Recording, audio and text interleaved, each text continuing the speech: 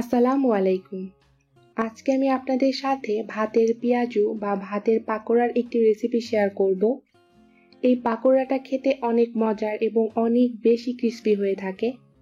আমার রেসিপিতে বাসায় একবার বানিয়ে দেখুন, খেয়ে কেউ বুঝতেই পারবে না এটা ভাত দিয়ে তৈরি করা। আশা করছি আমার আজকের এই রেসিপিটি আপনাদের ভালো লাগবে।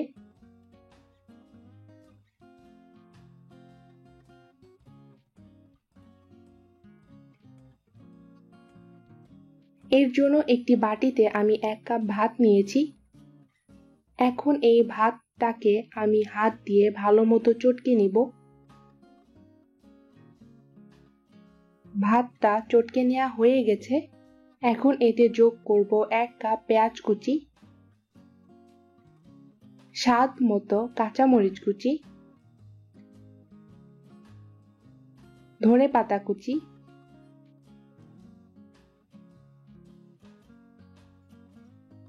হাফ চা চামচ রসুন বাটা, 1/4 চা চামচ আদা বাটা, সামান্য লাল মরিচের গুঁড়া।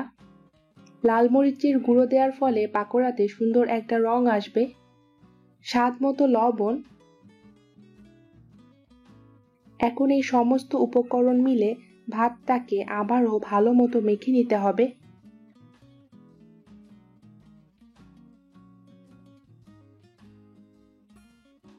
সবকিছু মেখে নেওয়া হয়ে গেছে। এখন এতে বাইন্ডিং এর জন্য দিয়ে দিব 1/4 কাপ পরিমাণ বেসন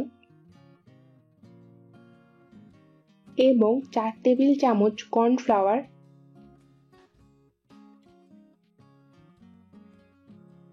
আবারও ভালো মতো মিশিয়ে নিব যাতে পেঁয়াজুর জন্য পারফেক্ট একটা মিশ্রণ তৈরি হয়।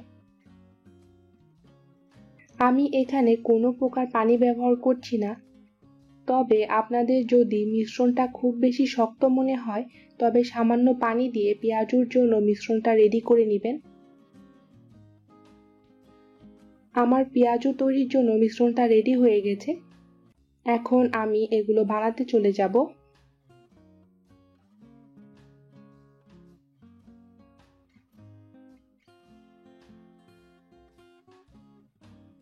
একটি প্যানে তেল গরম হতে দিয়েছি।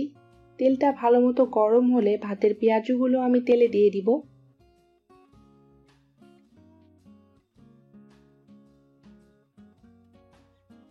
পেঁয়াজুগুলোকে এভাবেই ছোট ছোট করে তেলে দিবেন, এতে করে এটা খেতে অনেক বেশি ক্রিস্পি হবে এবং দীর্ঘ সময় পর্যন্ত ক্রিস্পি থাকবে।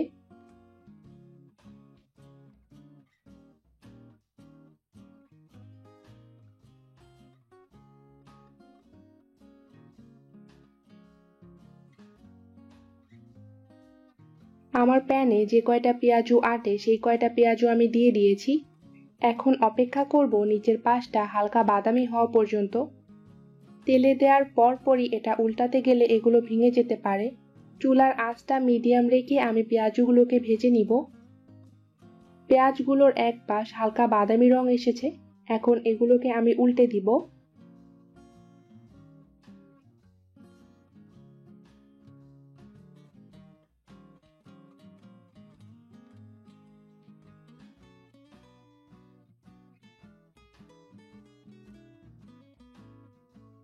ভাতের পেঁয়াজুটা যখন এমন রং ধারণ করবে তখন এগুলোকে ঘন ঘন নেড়ে চেড়ে বাদামি করে ভেজে নিতে হবে, নইলে এক সাইডে বেশি রং চলে আসবে এবং অন্য পাশটা হালকা থেকে যাবে।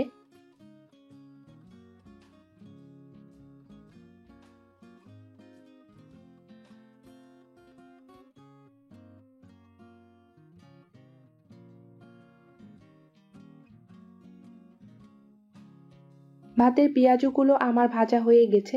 এখন আমি এগুলোকে তেল থেকে তুলে নিব।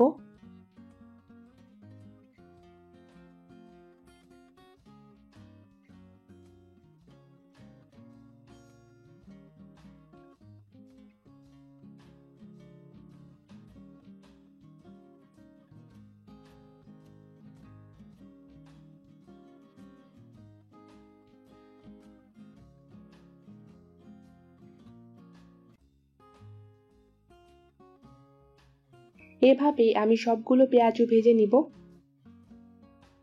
আমি সবগুলো ভাতের পেঁয়াজু ভেজে নিয়েছি।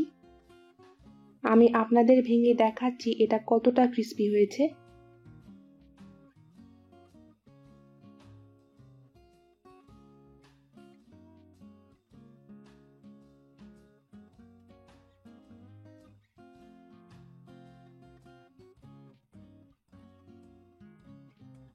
আশা করছি আমার আজকের এই রেসিপির ভিডিওটি আপনাদের ভালো লেগেছে। ভিডিওটি ভালো লাগলে ভিডিওটি লাইক, শেয়ার এবং কমেন্ট করবেন। আমার ফেসবুক পেজে লাইক দিবেন এবং আমার চ্যানেলটি সাবস্ক্রাইব করবেন। আমার ফেসবুক পেজের লিঙ্কটা ডেসক্রিপশন বক্সে দেয়া থাকবে। আল্লাহ হাফেজ।